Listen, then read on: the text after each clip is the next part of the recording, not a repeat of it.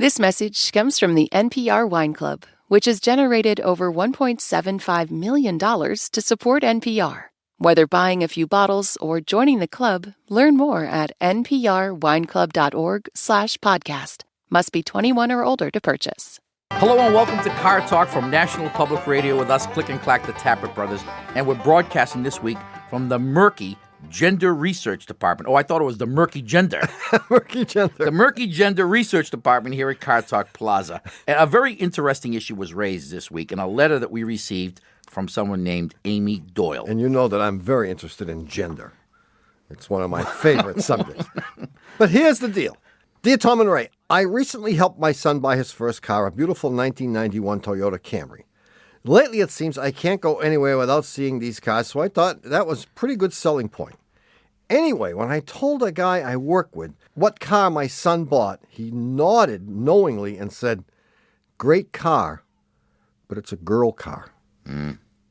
I know men are much more hung up on these things than women are, not just with their cars, but in everything they do, say, wear, eat, you name it. It's these ill-defined yet well-understood principles that keep my husband from ever wearing pink clothes or pleated dockers, from ever going to the mall alone with another guy. They can go to a bar alone, but not a restaurant. And God forbid a guy should drive a girl car. So, I ask you, since my son has obviously flubbed that one, what are the criteria by which one can distinguish a girl car? And while we're on the subject, what other things should my son know about this stuff? Okay. Now, we have discussed this at great length here at Car Talk Plaza. With Paul Murky. We have. We have! I think we sent you an email about it. You haven't gotten to that email yet. Have you learned how to delete the emails at least? I'm good at because deleting. You must have 5,000 or 6,000. Oh, no, I'm good at deleting. We had a similar situation with a friend of ours. Our friend Tony has a son named Jonathan, and they were going to buy, what was it? A Golf. A Golf. With the 4-cylinder turbo. Yeah.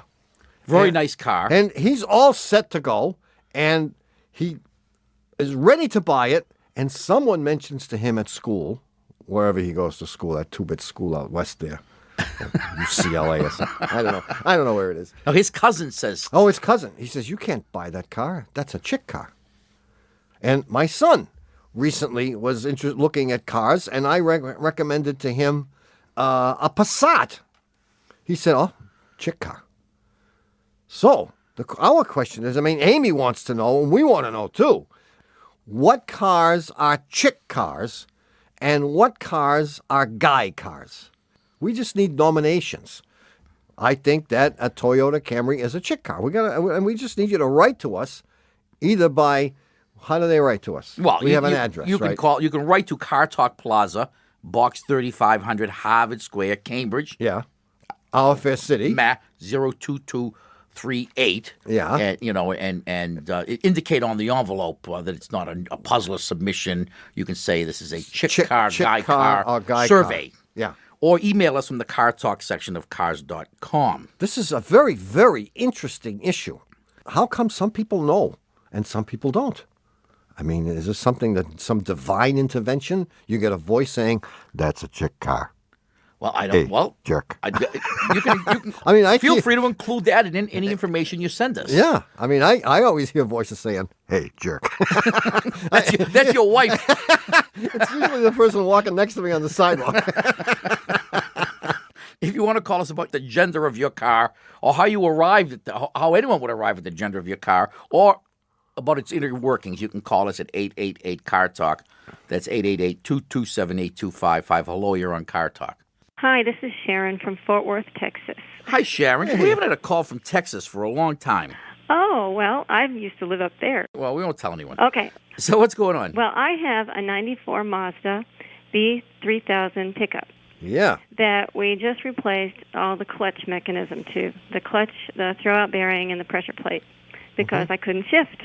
Okay. So I drove it for a couple of weeks, and all of a sudden I couldn't shift again. And I thought, oh my gosh, I burned this thing up in 2 weeks. And my husband said, no, don't worry about it. It's the hydraulic clutch fluid cylinder, the reservoir, okay? Yes. And it was dry.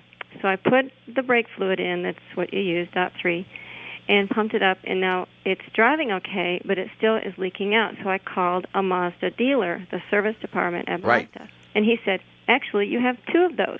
There's an upper one and a lower one. No, there's a slave No. cylinder and a master cylinder. Okay. We don't like that terminology, but that's what No. it Yes, is. politically incorrect. There's a predominant and a subservient. Okay. So one of those is leaking. I think the bottom one is leaking. Mm-hmm. So my question is, can I just go ahead and keep driving and just keep filling it up, and it won't hurt it if it just keeps leaking out as long as I keep... No, but eventually it'll start leaking out so fast that you'll have to have your arm out the window with the can. Okay. I mean, that's a drag. You know? Yeah. And I guess the other question that comes to mind is it doing now what it did before you spent the $500 for the clutch? Well, it was $200 because they put it in. Yes, it is, and I've been thinking that, going, well, but Well, it was worn. He looked at the parts when they took them out, and it was my husband and my brother-in-law that did it. Oh, and they were worn. those knuckleheads. Oh, so they I did this see. in the driveway. So you couldn't shift, and they said, well, she needs a clutch. Well, he drove it. He drove it, too. And what was happening when you say you couldn't shift? If you put your foot, the engine's running. The engine's You put running, your foot on the clutch. And it would grind. And it wouldn't go out of neutral in any direction. Yeah, I know. just grind. You needed a clutch master cylinder, That's what, yeah. and you still need one. Still do. I still need one. You But still let's need not one. wait. Let's not. I mean, those guys spent a good weekend, day and a nice half. Saturday and they afternoon. probably smashed their They fingers. got all kinds of injuries. Exactly. They probably ruined $300 worth of clothes. A small fire. They No. probably And a small fire they had to go out and buy at least $1,000 worth of equipment. and tools. and No, they tools. did have the tools. Yeah. The tools So were we're there. not even going to suggest that what they did was unnecessary. We're just going to say that you do need a slave cylinder, just like you did last week. and a master cylinder too, perhaps. Probably both of them. Yeah. Oh yeah. I would do both. Do both. Why Yeah. not? And they should have. Never mind. Never mind. See you, Sharon. Okay. Bye. Bye-bye. Thank you. 1-888 Talk. That's 888-227. Hey, you want a new way to give the number? Yeah. 8255. Dear Click and Clock, I noticed Tommy's been playing with various ways to state your phone number. Not me. It's Ramey has been playing with various ways of stating the phone. Perhaps you've already thought of this one. Roman numerals. I can only find Roman numerals up through 1,000, so I had to segment your number the way the phone company does it, rather than write one 11-digit number. Okay, and here it is. I'm writing this down. Huh? that's one, right? Yeah. DCC, C, right? LXXX, VIII, CCXX, VII. MMM. Yeah, I know. That's just the area code. Okay. Well, that's why that civilization crumbled. Their numbering system. Yeah. Hello, you're on Car Talk. Hi there. This is Peter from Boston. Boston. Boston, Mass? Actually, Dorchester. Dorch. What part of Dorch? Do you know Dorchester? Fields Corner. You're classic then. Let's see. I'm in Lower Mills. Lower Mills, not far away. No. Not far away. Very good. Yeah. So what's up? Well, I'm calling because I have a 1994 Explorer, Ford Explorer, that is doing some pretty crazy stuff. It isn't doing any backflips or anything. Okay. No. All right. Blue smoke is kind of puffing out of my car when I start it. I've been putting transmission fluid in it because it seemed like it was slipping a little bit, and I couldn't see any leaks or anything. But the strange thing is that I noticed that my oil was getting higher and higher and higher. And I know it sounds totally crazy, but when I changed my oil, it completely overflowed. Like there was 10 quarts in there. Yeah, because you were adding the transmission fluid to the oil, to the engine oil. It seems like it, but somebody told me that was totally impossible. No. Oh, you kidding me? We do it all the time. Wait. How did you add where did you add the transmission fluid? Well, I didn't put it in the crankcase. I don't. Maybe you did. Maybe you did. You wouldn't be the first one that's done it. No, I put the tranny where the tranny fluid goes, and the oil in the crankcase. You pulled out the dipstick for the tranny. Yep. And Okay. and you put a funnel in there. Yep. Yeah. Okay, this is good. This could be good. I put a lot of transmission fluid in this car. It's disappeared. Well, I mean, if you put a lot of transmission fluid in and you don't have a leak, I mean, there's no way really for the transmission to burn it. So if it ain't leaking out and you're adding more, but the level isn't going up, but the oil level's going up. I have a solution. I have an answer to it. Yeah? Yeah. Go ahead. You ready for this? Yeah, You got two problems, man. The transmission cooler line is leaking into Oh, no, you... Stick with me on this. No, don't even go there. Don't even go there. It's leaking into the radiator. Yeah. And he's got a cracked block. Oh, he might as well. Head gasket. Peter, fall on your sword, man. Life as you know it is over. Actually, Yeah? I can tell you that I did just notice something. So you might, I think you might be close here, although somebody told me this wasn't the case. I looked in the radiator overflow. And it's red. And it was all brown. And I said, "That's it. It's coming in my radiator." And some mechanic said, "No, that's rust." Well, it could be rust. But it could be that the orange ethylene glycol and the red transmission fluid the leaves have turned to brown. Oh, I don't like it. I mean, I don't like it. I don't like it. See, Let me go back and ask you another question. You say you add transmission fluid to this thing all the time. Do you ever add engine oil? oh yeah. Well, I changed the oil. But between changes. No. But you say it's blowing smoke out the back. You blew smoke out the tailpipe? Well, it does it two times. One, when you start it, you get a puff of smoke. And when you accelerate it. If you happen to accelerate it rapidly. Right. I have stopped traffic with this car. You have like 128,000 miles on this thing? About, 130. Yeah, well, I think you need a ring job, and I think, number one, and I think a couple of times when you weren't thinking right, Peter. No. You put that funnel in the. He didn't. No way. Come on, Peter has been putting automatic transmission fluid in vehicles for 20 years. Exactly. He knows where to put it. Yeah, Pete. Hey, what? We'll give us your address. Are after you we in go. Lower Mills right now? I am. And Can you drive over here? Can you be here in half an Can hour? you be here in half an 10 hour? minutes. Yeah, we want to see this. We want to see this hole that you put the transmission oil in. And you're going to say, right. "Oh, what a dope I am!" Well, so is this a new radiator, or is this like ripping the I think engine apart? Well, if my brother has a remote chance of being right, you need to have someone do a head gasket test. When that test comes out negative, then you got to go back to square one. But my feeling is you occasionally you've put it in the wrong thing, and especially if you're not adding oil to it, the oil level goes up and up and up. Have you called Exxon? They may want to talk to you. Or call OPEC. They might want to talk to you too. I don't know, Peter. Peter, But drive over here. I want to look. All right, we'll talk. See ya. Thank you. I mean, it isn't often that we can say drive over here. It's only fair that we should have him come over here because The offer's open to anyone. It's open to Calling anyone. from Cincinnati, drive over. Okay, it seems you need a little timeout right now, don't you think? is this so I can think about all the wrong answers that I've come up with today? Well, not really. We only have a minute. We'll be right back. One year after Congress eliminated federal funding for public media, NPR remains committed to informing the public. But a free press doesn't just happen, it's something we must protect.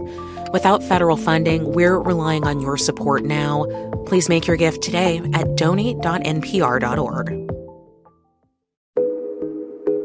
On Consider This, NPR's afternoon news podcast, we cover everything from politics to the economy to the world. But every story starts with a question. At NPR, we stand for your right to be curious, to make sense of the biggest story of the day and what it means for you. Follow Consider This wherever you get your podcasts. Hi, it's Terry Gross, host of Fresh Air. Hey, take a break from the 24-hour news cycle with us and listen to long-form interviews with your favorite authors, actors, filmmakers, comedians, and musicians, the people making the art that nourishes us and speaks to our times. So listen to the Fresh Air podcast from NPR and WHYY. Hi, we're back. You're listening to Car Talk with us, Click and Clack, the Tappert Brothers, and we're here to talk about cars, car repair, and the answer to last week's puzzler. And this one was from the baseball algebraic series. There aren't many of those. No. This is the only one. Stand A alone. series of one. Here it is. There are two rookie players, and we call them Bluto and Popeye. On opening day, they made a wager on who would have the best batting average at the end of the season. So here it is. It's the last game of the season, and nothing's going to change because neither of these guys is in the starting lineup. So Bluto says, "Hey, Popeye, what did you bat for the first half of the season?" Popeye says, "I am what I am, and that's all that I am, and I batted 250. Bluto says, "I got you there. I batted 300.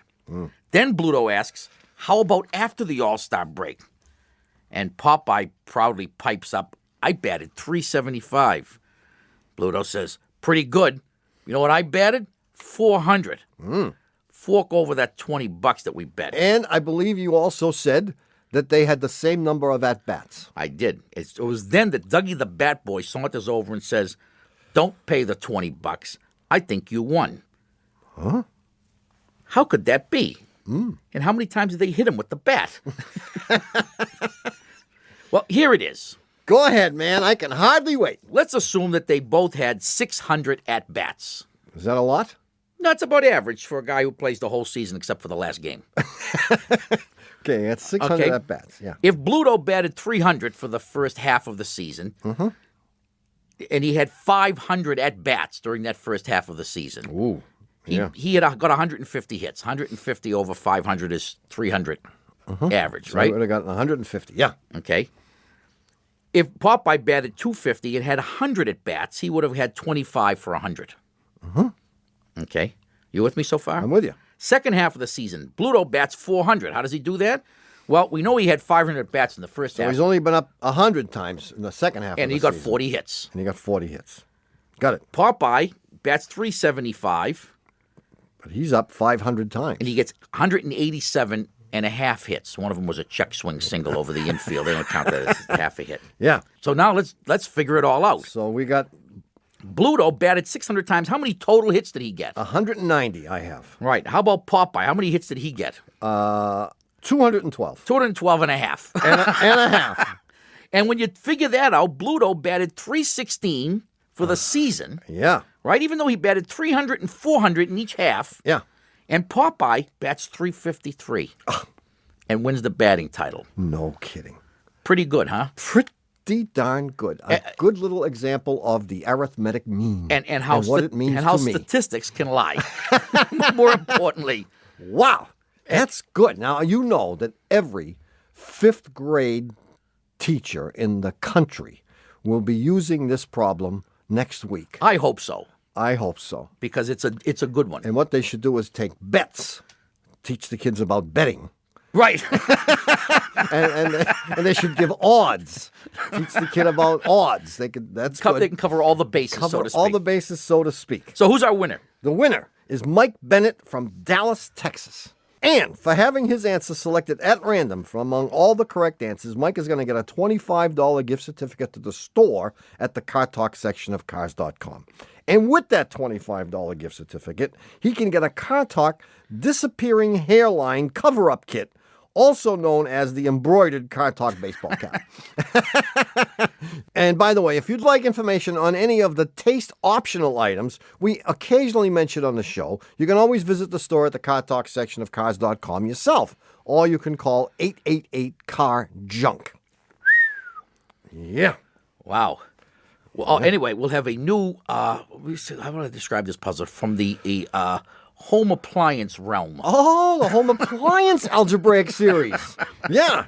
That puzzle will be coming up in the third half of today's show. So keep listening, because it's a long ways off. Hey, do you know what time it is? Time to set up a quickie wedding chapel in the oil change bay? No, but I do like the idea. It's time to play Stump the Chumps.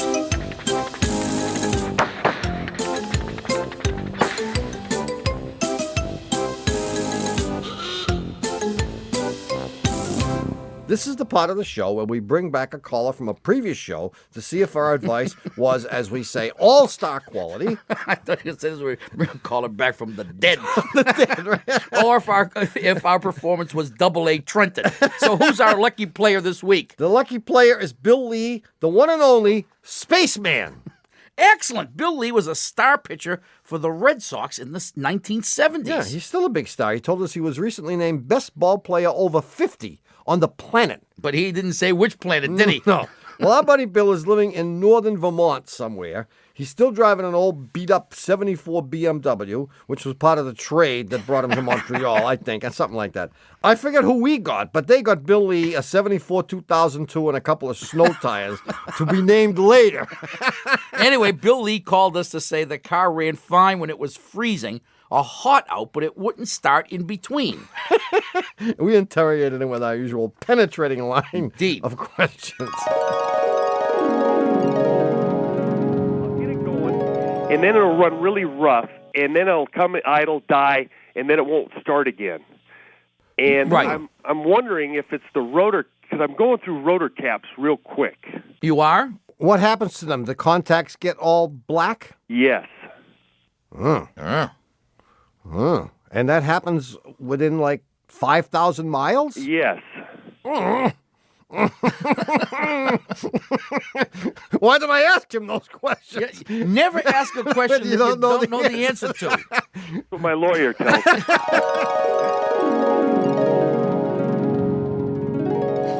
So what did we finally decide was wrong? I thought it was the Webers. I thought it was the carburetors, and for once you agreed with me. You suggested the temperature compensator in the Weber carburetors, and we hammed and hawed, and we told him the problem is in the Weber carburetors, No, Bill. I think you led me astray, so let's find out how we did. Bill Lee, are you there? Yes, I am. And I'm at my lawyer's office right now. Look, before we find out if we threw one over the backstop here, we need to make sure that the answer you're about to give has not been influenced by, of course, our staff, the staff of National Public Radio, or any of the multitude of attorneys for George Steinbrenner. Well, it definitely isn't. And boys, I want to tell you, I've listened to your show a lot, and maybe with a win here, you guys can hit over 200 over the Mendoza line. Well, was it the carburetors or not? It was the carburetors. Holy gosh! So what did you do, man? They were totally out of sync. I went to one garage. They said I had no compression. They were terrible, and they had no compression because there was so much gasoline floating around in there. You're washing down the cylinders. Exactly. So I ended up taking it to the Greensboro garage, and they had worked on it back in the early 80s. No, the Which was the last time it was worked on. That was the last time it was worked on. Because I go to Canada. You know, when I got traded for Stan Pappy, I actually did take the BMW, and I went across the border with it. Stan Pappy? I know. Who the hell is Stan Pappy? Well, that's what they were saying in Montreal. Who the hell is Bill Lee? Bill Lee. But at least when you were in Montreal, you could get all the Cuban cigars that you wanted. And I just gave a couple to my lawyer for payment. So it's actually working very good. But right now, the poor baby's in the middle of a custody battle. So we'll stay away from that. We have our own troubles. Thanks. Neither one of you wants it? No. No. It's actually a fine vehicle and it still runs. But the irony of the whole situation is that her lawyer drives a '73 BMW 2002 Ti. Oh, that is a twist of fate, isn't it? I'm telling you, this life is a twist of fate. And the funny thing is, I said, well, I'll race you for it. Now that you have the carburetors fixed, you may be able to win. I will definitely win. Well, if we come up to Vermont, I'll hit some fungos to you, Bill. Hey, you guys come up and go to the Greensboro garage, and I guarantee they would love to see you. Guaranteed that we'll find your car there. Hey, thanks for playing Stump the Chumps. You bet, boy. Bill Lee, one of the greatest baseball players ever. Indeed. Or was it football? Okay, Tommy, it's time for us to take a break. Another break? I don't need no stinking break. Not for you, it's for the listeners. Have a little mercy, will you?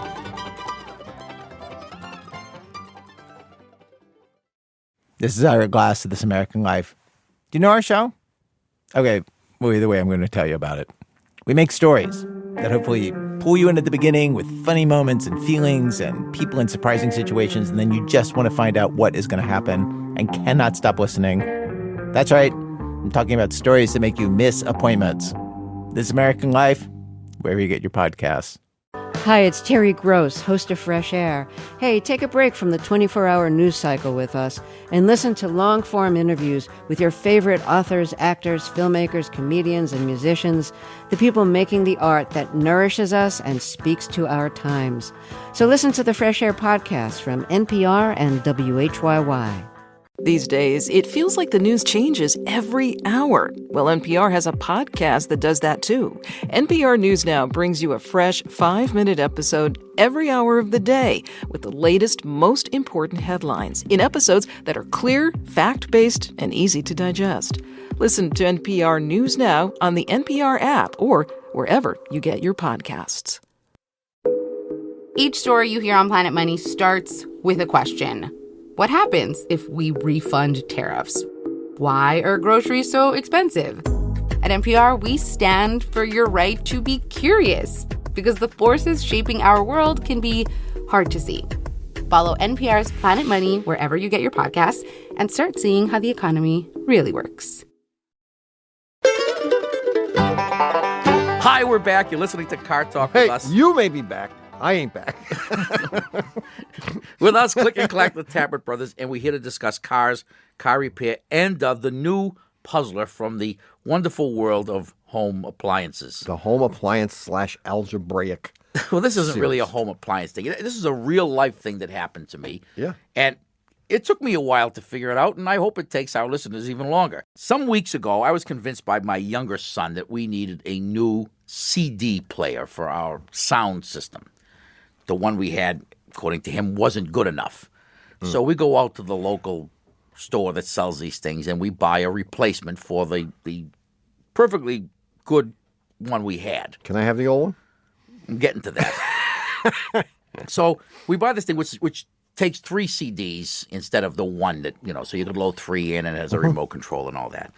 So we install the thing, and of course it works beautifully. And I'm about to call my brother and offer for sale to him. For sale? The old one for a mere $300 or $400. I don't know what I should mention that all the electronics that I have are hand-me-downs from my brother. Well, I decided to break the mold and sell them to you. And then I had a brainstorm. I said, wait a minute. In my kitchen, I have one of these fancy radios. A Bose Wave radio. Yeah. But I was too cheap to get the CD player. But now I have a CD player and a Bose radio, and I had the patch cords. So I figure I'll just take the thing from the living room and put it in the kitchen. And did your wife say, patches? We don't need no stinking patches. So I do that. Yeah. And I plug the thing in, and I put my favorite CD in the thing, and I... Gordon Lightfoot. No. My current favorite. Jimmy Buffett. CD. Don Williams. No, I don't remember the name of the artist, but the song is Iko Iko. Iko, yes. And I put the thing in, and I crank the volume up, and much to my disappointment, the thing is skipping all over the place. Oh. And, of course, it took 25 minutes to play the song because it kept skipping, going back to the beginning. And so I said, oh, bummer. There must be something wrong with that CD. Well, so your son told you it was no good. So I throw another CD in the thing, and it plays perfectly. Now I'm convinced that there's something wrong with my Iko CD. So I go ahead and I put it into the new CD player. It's perfect. I say, nothing wrong with that. And then I performed a couple of adjustments on the old CD player. I dropped it a couple of times. The time-honored method. You bang it, you drop it, you kick it, you take the plugs out, it, you put them back in. And I do that, and I put my Iko CD in, and it skips all over the place. And then I put my Tish Hinojosa in, and it's perfect. And I said, there's got to be something wrong with this CD. But there isn't anything wrong with it. There's got to be something wrong with my CD player. But there isn't anything wrong with it. And I said, how could moving the thing 50 feet from the living room to the kitchen possibly have disturbed this thing and made it malfunction? And the answer is, it did. But not in the way you think. Oh, that's a hint, isn't it? Yeah. Not in the way that you think. And all the information is there. And then some. And that you need, and then a lot more that you really didn't need to know at all. We knew that. Yeah. Wow. Now, if you think you know the answer, write it on a postcard or program it into a special edition Palm Pilot 7 with an 8-megabyte memory, anodized aluminum body, and a 200 megahertz processor. And send it to Puzzler Tower, Car Talk Plaza, Box 3500, Harvard Square, Cambridge. Our Fair City. Matt 02238. Or, of course, you can email your answer from the Car Talk section of cars.com. 1-888-CAR-TALK. That's the number to call. That's 888-227-8255. Hello, you're on Car Talk. Hi, this is Colleen. I'm calling from Lombard, Illinois. Colleen. Lombard, Illinois. Lilac capital of the world. Oh, really? No kidding. Well, maybe not of the world. For 2 weeks of You the made it year. up, didn't you? Exactly. Yeah, lilacs are great, but They're kind of short-lived. 2 weeks, come on. Unfortunately, almost every year we have a lilac festival and we have a parade and everything, and the lilacs the last few years have died before the actual parade. Well, I know that we have them in our yard, and usually you have to dig them out of the snow to see them because there's snow on the ground. That's a bad thing. Oh, well. Yeah, anyway, it's Colleen, what can we do? Well, for you? I don't know what you can do. I'm not really sure if this question is about my dad's car or about my dad. Oh. Yeah. So here's the deal. Yeah. I called the other day and I say, listen, you guys want to go to the show? And I was going to take him to see Space Cowboys. He's 80. My mom's 75. He loves space. Figure he'll have a good time. He said, yeah, that's fine, but I have to drive. And I said, well, why is that? And he says, well, because I just got a new pair of brakes. And I said, well, what does that have to do with anything? And he said, well, for the first 500 miles, I'm the only person that can drive the car, number one. He tells me this. I said, well, who told you that? Well, my mechanic told me that. I said, well, what's the other reason?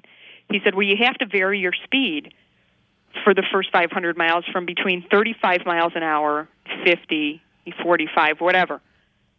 And I said, well, says who? He says, my mechanic. And I said, Dad, where are you driving like this? He says, on 59.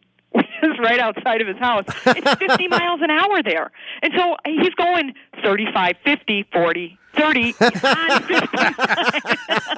So I'm like, Dad, one of two things is going to happen. A, you're going to get killed, or you're going to kill somebody else. Oh, someone's going to kill you. So that was option B. At the very least, you're going to really honk off a lot of people. Plus, I don't believe that that's true. Who's his mechanic? Yeah, I think maybe he was just trying to get him to leave the shop. So he said, my dad's trying to talk him into it. So basically, I should drive the car only, right? And the guy's going, yeah. Right, exactly. I don't know. We frequently do that with my brother. Okay, so the issues are A, if you get new brakes, should one person only drive the car? Yeah, and it's a 98 Chevy Lumina, in case you care. In case Doesn't it matters. matter. We knew that. Okay. B, do you have to vary the speed that you drive at if you get new brakes? And C, how are we going to break this to Dad? Well, I mean, to be fair to Dad and his mechanic, modern brakes do require a break-in period. Okay, but that's usually accomplished by the guy who put the brakes in. And frequently, we will put new brakes on a car, and we'll take it out, and the first few stops are not very good. And the brakes do require a wearing-in period because these new fangled metallic brakes do require that they seat into the disc rotors, especially if the rotors have been machined. They have to kind of find a home. And the braking effectiveness is improved as the brakes wear in. But this happens very fast. And first of all, to describe it in terms of miles doesn't make any sense. Because what if he got into his car and drove 500 miles without stopping? Yeah. And usually this break-in period is accomplished. When we take a car out, by the time we've test driven it for 10 or 15 minutes, the brakes have sufficiently broken in. And if they haven't, then there's something wrong. So the idea that 500 miles and one driver has to do it is insane. I think, Colleen, he doesn't like the way you drive. No, actually, he told me it would be fine after the 500 miles. I don't think so. There'll be another excuse. I mean, don't forget, you could have driven over there and taken them in your car. No, I have a pickup. So and it's an they can't extended get into pickup, it. but it will only fit two people comfortably. Were they the ones who suggested the pickup? No. Because that would preclude your driving, wouldn't it? It would. I think that it goes. I think Dad made the whole thing up. You think it goes deeper than that? I think it goes real deep, and you drive stinko. Yeah. And they want to keep you away from the car when they're in it, at least. And they're in it, right? In any event, if you went to the movies that night, then the brakes are already broken in. Yeah, well, we didn't. So I'm waiting for the break-in period so I can drive. Oh, what are you going to see? Space Cowboys? Yeah. It'll be in video by the time you guys get to see it. All right, well, thank you, guys. All right, Colleen. Colleen, thanks for calling. All right, bye-bye. Bye. 1-888. It's got to be her driving. Yeah. Oh, yeah. I'm She's going to be a convinced. wacko. Yeah. Like Lucille, our sister Lucille. Whenever someone has to go someplace, Lucille will say, "Oh, I'll drive." Oh, no. No, that's all right. Even though she's got the only car that carries a lot of people. Yeah. We went out and bought a little bus just so she wouldn't say, well, everyone will fit in my car. We said, oh, no, we'll be much more comfortable in the school bus. Well, it's happened again. You've misallocated another perfectly good hour listening to Car Talk. I like that. I like it. Our esteemed producer is Doug, the subway fugitive, not a slave to fashion, Punkin Lips Berman. Our associate producers are Louis Cronin, the barbarian, and David, all offers considered green. He hasn't sold us out yet, huh? Our engineer is Tad Shrimp Curry. Our senior web lackey is Doug, the old gray mare. And our technical, spiritual, and menu advisor, just back from his record-breaking Walk for Hunger, WOK, at the Greater Raynham Stir Fry, is John Bugsy Lawler. Our public opinion pollster is Paul Murky of Murky Research, assisted by statistician Marge and Overa. Our customer care representative is Haywood Jabuzzoff. Our director of new product repair is Warren T. Myfoot. Our shop foreman is Luke Busy. Our new truck reviewer is The Big New Rig. And our director of Firestone Tire Recalls is Ivana Michelin. Our pseudonym consultant is Norm DePlume. Our divorce attorney is Carmine Not Yours. Our bungee jumping instructor is Hugo First. The Car Talk travel agent is Lowest Fare Available. Our Russian chauffeur is Peek-Off and Drop-Off. The banker at Car Talk Plaza Poker Games is Nikolai Putin. And our seat cushion tester, of course, is Mike Easter. Our chief counsel from the law firm of Dewey, Cheatham & Howe is Hugh Lewis Dewey, known to the out-of-work physicists in Harvard Square as Huey Louie Dewey. Thanks so much for listening. We're Click and Clack, the Tappet Brothers, and whatever you do, don't drive like my brother. And I have some advice. Don't drive like my brother. We'll be back next week. Bye-bye. Car Talk is a production of Dewey, Cheatham & Howe and WBUR in Boston. And even though the Dalai Lama says, you see, life is suffering, whenever he hears us say it, this is NPR, National Public Radio. Hi, it's Terry Gross, host of Fresh Air. Hey, take a break from the 24-hour news cycle with us and listen to long-form interviews with your favorite authors, actors, filmmakers, comedians, and musicians, the people making the art that nourishes us and speaks to our times. So listen to the Fresh Air podcast from NPR and WHYY. This week on Newsmakers, I'm surprised you even had me on. Comedian Bill Maher on his Mark Twain Award and the lost art of political debate. Just engage with the argument. Tell me if I'm wrong about something, and then we're going to be cool. But that's not what either extreme does in this country anymore. Bill Maher on this week's Newsmakers. Watch or listen wherever you get your podcasts.